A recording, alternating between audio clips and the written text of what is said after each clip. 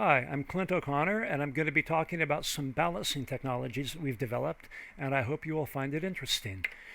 We've developed two approaches to balancing batteries that are new. Our original is called True Balancing, and it's an approach to active balancing, which I'll get into more later. Our newest technology is called Positive Balancing, and it's a completely new approach to balancing batteries, which I don't have time to elaborate on, but you can get more information from me after the talk if you'd like to. The key point that I want to make on this slide is that with either of our technologies, we can completely eliminate out of balance conditions in any battery for the life of the battery, regardless of size of battery, regardless of age and condition of the cells, and regardless of battery chemistry. So not just NMC, but LFP or sodium ion or any battery chemistry out of balance conditions completely eliminated. Now I'm going to put some numbers up for you to compare. Imagine that you've developed a new battery and you're looking for a balancing technology because you don't want it reaching end of life prematurely and having rapid declines in capacity. What parameters would you look at to evaluate and compare balancing technologies? Well, I think balancing current is the most important because the higher the better. The higher it is, the more efficiently, quickly, and effectively you can keep your battery perfectly balanced for its entire life. And passive balancing is limited to a trickle, so it really is only effective on Tier 1 batteries from Tier 1 manufacturers. Anything less than the best of the best, and with passive balancing, your battery is probably going to get out of balance at some point in its life. Typical balancing currents for active balancing technologies are around an amp for good technologies under good conditions. If it's less than ideal technologies or less than ideal conditions, available balancing current can drop quite a bit. The numbers I have for our technologies are examples. You can really have any balancing current you want. If 2 amps is enough to keep all of your batteries perfectly balanced forever, you can have 2 amps. If you have a huge grid-connected battery that has cells that tend to get very mismatched, you could have 20 or 25 amps. Really, any balancing current you want. I think the second most important parameter is efficiency in balancing technologies. Efficiency defined as when you're moving energy around to balance the battery, what percentage of the energy remains in the battery versus what percentage is drained out of the battery. And by that definition, passive balancing is 0% efficient because all of the balancing energy is drained out of the battery to load resistors where you convert battery energy to heat. I was on the generous side with the efficiency numbers for active balancing. In tests in our lab, the best active balancing technologies we've found operate in the low to mid 80s in efficiency under real world conditions. And if you're under less than ideal technologies and less than ideal conditions, efficiency can drop quite a bit from there. The numbers for our technologies are real, true, empirical measured values, and we are approaching theoretical limits of efficiency that can be achieved when you're moving energy around. Cost is the next most important parameter. I won't describe about per cell in series. What's important to understand are the ratios here. Passive balancing is dirt cheap. Everybody knows that. Any really effective at all commercially available active balancing technology is going to run you about $5 to $10 per cell. Anything less than that, and it's probably not going to work very well.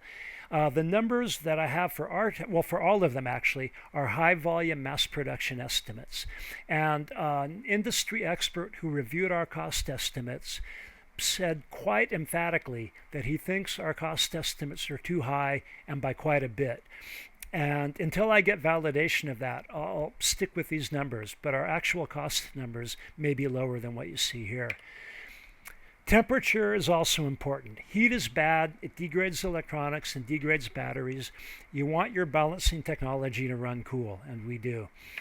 I'm going to go really quickly through the next 2 slides because I'll elaborate on them a bit a couple of slides later, and I will talk about the final row in the table, which is we can give data on cell impedance on every cell in the series stack while your battery is out in the real world in use. Real-time data on cell impedance. And that is like gold. And I have a slide about that coming up. So here's a bunch of numbers. How do you integrate all this? Yeah, the blue numbers all look better than the gray numbers, but is there one kind of miles per gallon number for balancing technology that would let you compare one against the other? Well, one number you can look at is the balancing performance index. Efficiency and balancing current are good. You want them to be high, so they're in the numerator. Cost is bad, so you want it to be in the denominator, and it's multiplied by 100, so the numbers will be integers rather than something like 0.513. And here is the BPI calculations for a few balancing technologies. Passive balancing is always going to be 0 because efficiency is 0. I put up the BPI for a couple of products, one from Analog Devices and the power pump from TI. Because of all the balancing technologies we have evaluated, these two are the best, head and shoulders better than any other balancing technology we have evaluated. And here's how they compare to true balancing and positive balancing. And the numbers really stand out, but I graphed it onto a vertical bar chart for a reason, because I really want to drive home that what we have developed is not just an incremental or marginal improvement in balancing technology, but is really an order of magnitude generational breakthrough in balancing technology. So there's a bunch of numbers, but how about real-world battery performance? Well, I've already talked about this. I don't need to repeat it. In EVs, if the driver is fast charging more than about once per week, fast charging pushes the battery out of balance so quickly that you might as well not even bother turning your passive balancing on. With either of our technologies, we can compensate for frequent fast charging cycles and keep the battery perfectly balanced. Thermal gradients are inevitable in any battery.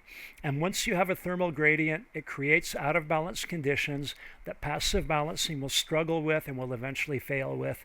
And we can compensate and correct for any thermal gradient conditions that will occur in your battery and keep it balanced. Balancing during discharge, the short message here is that maximizes the energy your battery can deliver to the load, which for an EV, for example, means maximizing driving range for the life of the battery. If you're developing a new battery and you're ramping up a new battery factory, cranking out a battery with some new chemistry or technology, you're looking at least a 2-year ramp up until you get your production line fine-tuned and you can have really tightly matched cells.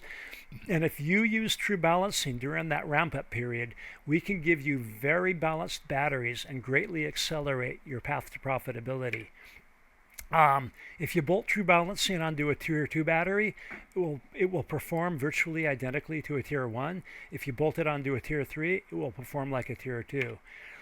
We can make second life battery systems viable. I won't elaborate on that now because I want to get to the final slide while I have time.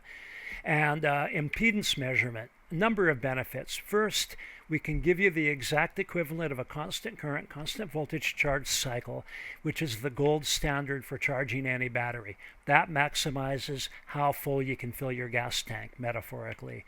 Also, getting real-time impedance data from batteries out in the real world gives you data on the health of your batteries.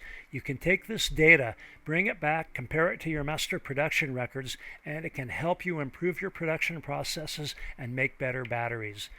We can also give early warning of batteries going bad. One example for an EV driver, it can be the difference between bringing the car in for preventive maintenance versus standing by your car by the side of the road waiting for a tow truck, or even worse, waiting for a fire truck. There's a lot more I could say, but I'm out of time, so I'll put up the final slide, which has contact information if you'd like to get in touch with me, and also has a YouTube video you can watch that shows true balancing in action in real time on an LFP battery. Thank you for your time. Clint O'Connor saying goodbye.